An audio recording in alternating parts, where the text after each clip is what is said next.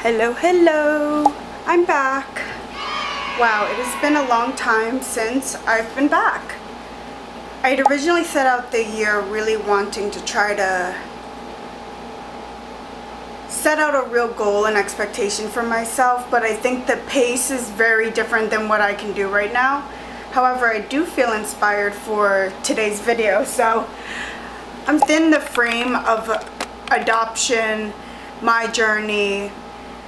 Want to talk about attachment styles because I think that's obviously a really hot topic. It's also incredibly important to understand, to kind of get acclimated with if you're wanting to form rich relationships with people who also have been through a lot. And so here, this is Psych Central. I will link it in the description, but this is, for me, I've identified that I have anxious attachment styles, so I have found an article perhaps that helps illustrate what that is. And it says you have strong desire for intimacy combined with the doubts and fears of abandonment, dependency. And for me, that's always been like, either I'd rather hang out with someone than be alone. I'd rather do a task with someone than do it myself. And sometimes that is certainly in the ends of they just know how to do this task and I'd love to, kind of learn how to do it myself and I need someone to teach me. Or it manifests for comfort and for social kind of support, which is something that I lean on way more than I proportionally would like to at times.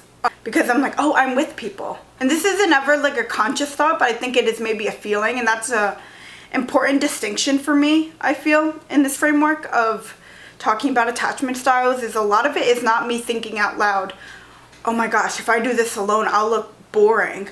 If I do this alone, I'll look lonely, or I'll feel lonely. Or I'll pull it up on my phone later, but my calendar in college was packed. And the reason it was packed was not because I was doing all these big academic club fairs and I was part of a big club, but I did in the efforts to have lunch with someone, have study time with someone, and it would be like 5 different someones in a day. And it was just always like, I have to co-regulate, I have to be with people. Yeah. Difficulty setting boundaries. This is like a new thing I'm discovering for myself where, whether it's I think boundaries and clear communication about hanging out, maybe. This has come up with friends, my partner, whoever, and it's just like, for me, I'm often like a let's hang out kind of person, and I'm working on slowing down my process to think like, oh, do I need to make plans right now? Or when I hear boundaries being set kind of to me, I take it quite personally. With difficulty with setting boundaries, I felt kind of abandonment. I would immediately kind of feel personal about it and I would be very hurt. And I often didn't know how to navigate that communication with somebody who is maybe quite trusted by me or someone that I really respect and have a very deep relationship with. I really struggle to kind of accept that boundary may be very not personal. And even if it is personal, that doesn't mean that it's unrecoverable. That doesn't mean that more conversations can't be had later to kind of resolve a tension or an issue or something that's going on.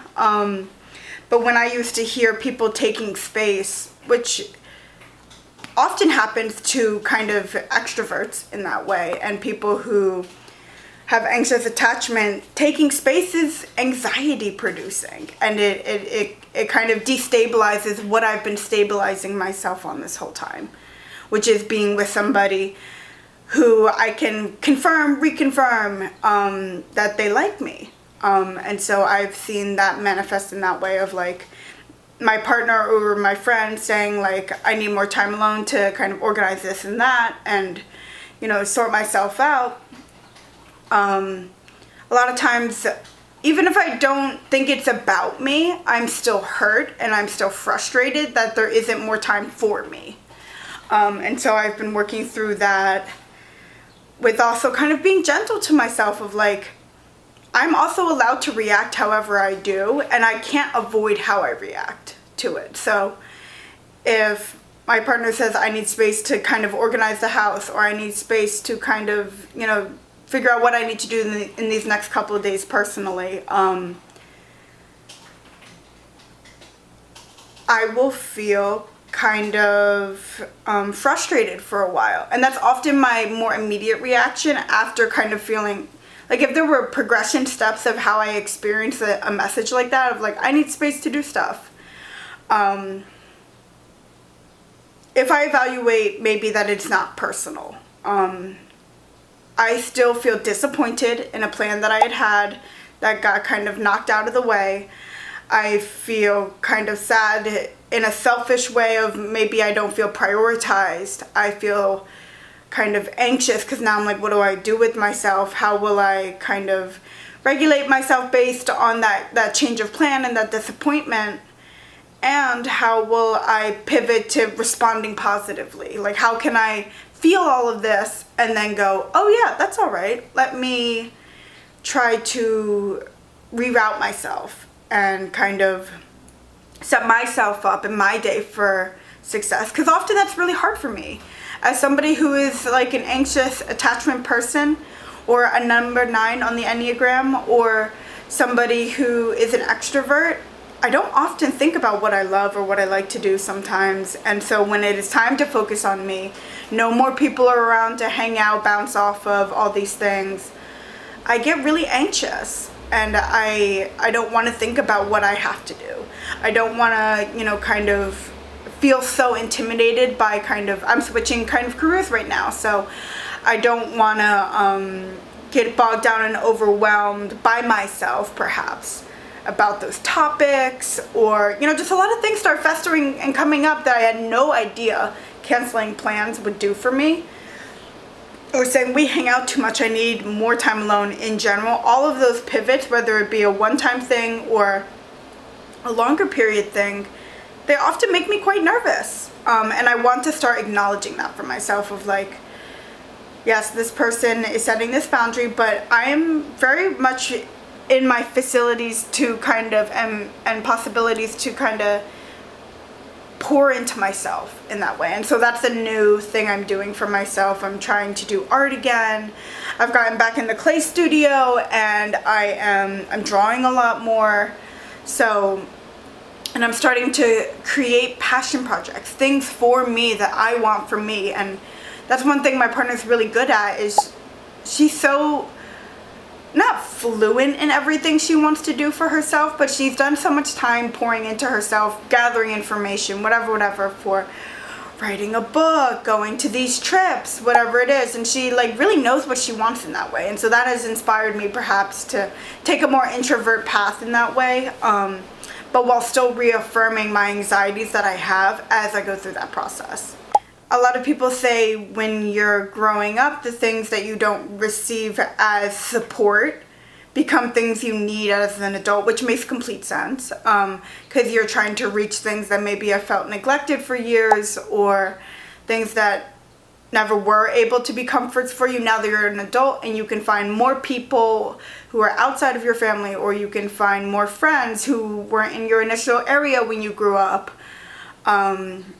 to kind of lean on and rebuild perhaps a lot of that support system that was lost. I find myself doing that daily, and I think some of my rebuilding as an anxious attachment person has been like words of affirmation. I don't think I was ever receiving bad talk about, or kind of you're unwanted, you're unliked kind of dialogue to me. But perhaps just being adopted overall, and growing up in a place that it's not native to who I am in any capacity, and everything in that way is different in that way to me. It's not kind of homogenous, and because it's homogenous, that created and festered anxiety for me fairly early on. And that's what the anxious attachment, that's what I for myself view my anxious attachment coming from, is my adoption. Unfortunately unavoidable what happens after. You can't really recover stability in that way. but you can you can recover kind of a new way of finding things. But there's a lot of grief that goes into not understanding or not being able to feel stable like you kind of predicted you would be, or you kind of would have expected you could have been had you stayed in your homeland, had you stayed with your birth family. And so for me, the resculpting of my stability is taking ownership through understanding my past, being compassionate to myself now, and now it is also being aspirational for the future. I'm doing a lot more goal setting. I'm doing a lot more kind of, whether it be personal projects, fun things, or for emotional stability reasons, I am leaning more towards leaning on myself for like days off where I have an off day, but I don't really know if I should just do my default and hang out with people, or if I should really like sit and do laundry, sit and plan my career, sit and like just indulge in my passion project or my hobbies. Those are all things that come very secondary to my instincts of wanting to hang out. And I think that's one of my bigger roadblocks to self-growth in that way. An intense desire for closeness. This is also a really interesting phenomenon I found for myself, of to the degrees of hating small talk, don't meet new people often. I will be around a lot of new people. I'll be in a social setting with new friends or whatever. But sometimes I get this uppity kind of, I don't need them. I already have my close friends kind of feeling, and it makes me really unpersonable, and it makes me kind of like feel probably like a social hierarchy is kind of being shown out of like, I don't really need to be friends with you, and obviously that is not ideal. And so I'm really wanting to pivot away from that and really just be like, these are just people hanging out, these are just humans being humans together, and I can relax on the ends of it's okay to have nonchalant kind of light conversations, because those can also be pleasant. But for so long, because I craved and I still do crave really deep intimacy with my friends, sometimes I get really bogged down when they don't feel as in depth. And as a young adult, if they're not in depth kind of more immediately rather than longer term building that depth, I'm also disinterested. And so I'm really quick to wanting to make a friend, but only a close friend. I really wouldn't do it if it was somebody that I saw infrequently. We got coffee, but we didn't really talk about life like that. Like, we didn't talk about it. So if that is the case, I find myself drifting away from those people, because I'm in search of such rich connection that sometimes I miss out, honestly, on a lot of really joyous, kind things that could be going on around me. Sharing does not mean healthy sharing. This is a huge part for me as well, because I want to kind of acknowledge that for myself. I used to think like, oh, I'm sharing so much, that means I'm doing the right thing. At least, and my kind of quotes to myself in that way would be like, at least I am emotionally available. At least I am sharing. Because there were so many, and as somebody who was on the sharing side and the not over feeling, but certainly expressing at times where to other people my feelings, expressing at other times that weren't necessary yet. Or I could share them to people who were support systems, not people who were directly in the occasion immediately. And so for me, my strategies of being somebody who feels a lot, which is important and really nice, honestly, and being in touch with that is such a special thing I have now that I've really worked for in therapy.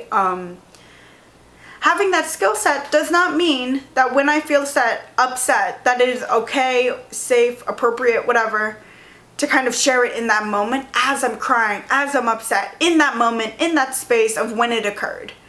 So I'm working on experiencing things, kind of sharing if it was uncomfortable, and then letting myself take a break, step back, go to therapy, go to my new journal, and kind of reevaluate what that experience really was about. Because sometimes it's not about what that person who is involved. Sometimes they had brought up something that I didn't expect would trigger me. but I'm already upset and can't share that clearly. So taking a step back, reflecting, going, what was that really about? But I could still be upset. I could still be, you know, kind of frustrated, but certainly in the light of, that was not ideal. And kind of opening the floor up to, if it was a me and this person occasion, what's going on for them. So I'm working on that as well. Pros to both being someone who feels a lot, pros to people who are extroverts, and pros of kind of not anxious attachment being a pro, but certainly some of the tendencies that come with anxious attachment can be positive things in moderation or positive things when practiced healthily.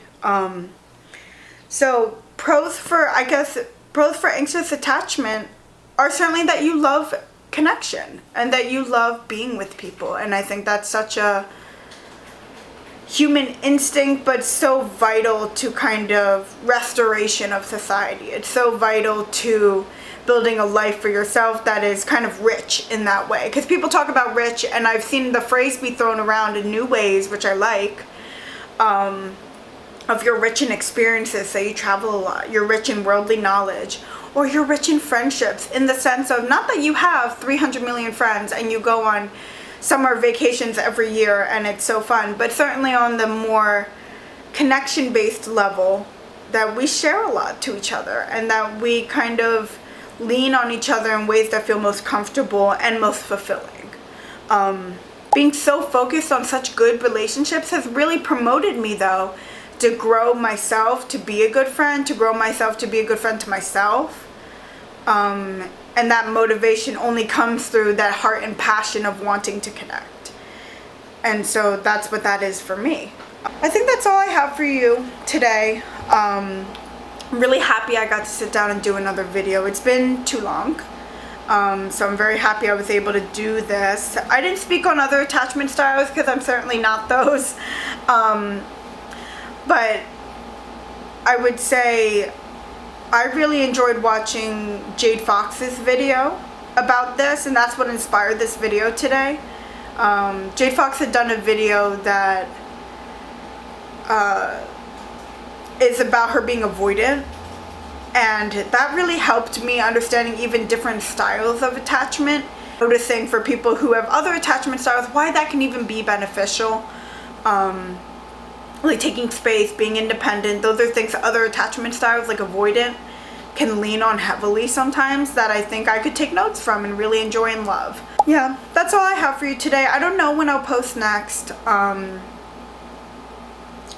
but we will see. Thank you for watching. I hope this gave an insight a little bit to more broadly to how adoption can influence attachment later on, forming strong relationships, and strong relationships with yourself as well. Being adopted sometimes throws you out of that loop and that kind of initial stability. So refinding that stability and establishing it for yourself and self-proclaiming that can be very powerful. So I guess that's all. Thank you for watching, and I'll be back later.